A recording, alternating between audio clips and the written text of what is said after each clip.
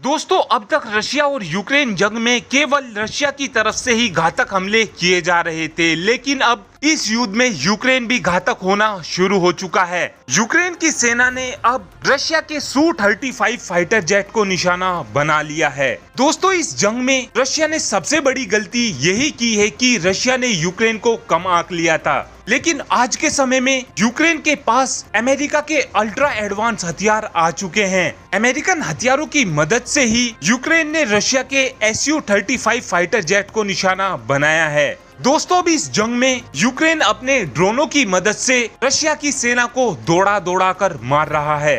दरअसल दोस्तों, हुआ कुछ ऐसा है कि रशिया की एक सैन्य टुकड़ी यूक्रेन के अंदर घुसने की कोशिश कर रही थी, लेकिन जैसे ही रशिया के सैनिकों ने यूक्रेन के ड्रोन को अपने ऊपर उड़ता देखा, ऐसे ही रशिया की सेना मैदान छोड़कर भागने लगी और उधर यूक्रेन के ड्रोन ने एकदम से ही रशिया की सेना के ऊपर बॉम्बिंग करनी शुरू कर दी, जिस वजह से जो सैनिक घायल भी हुए थे, बचे हुए सैनिक उन सैनिकों को स्ट्रक्चर पर लिटाकर भागने शुरू हो गए थे। वहीं पर यूक्रेन अपने ड्रोनों को यहीं पर नहीं रोकने वाला था। जैसे ही रशिया के सैनिक रास्ते में भाग रहे थे, उस दौरान भी यूक्रेन की सेना की तरफ से अपने ड्रोनों की मदद से रशियन सैनिकों के ऊपर गोले बरसाए गए। इस जंग में जो लोग यूक्रेन को कमजोर मान रहे हैं, वो उन लोगों की सबसे बड़ी भूल होने वाली है, क्योंकि अब पूरी दुनिया भर के देश यूक्रेन के सपोर्ट में धीरे धीरे आने शुरू हो चुके हैं। दोस्तों, अब यूक्रेन पर कितने ज्यादा घातक हथियार आ चुके हैं, इस बात का अंदाजा आप केवल इसी बात से लगा सकते हैं कि आज ही रशिया अपने Su-24 फाइटर जेट की मदद से यूक्रेन के ऊपर बॉम्बिंग कर कर वापस जा रहा था।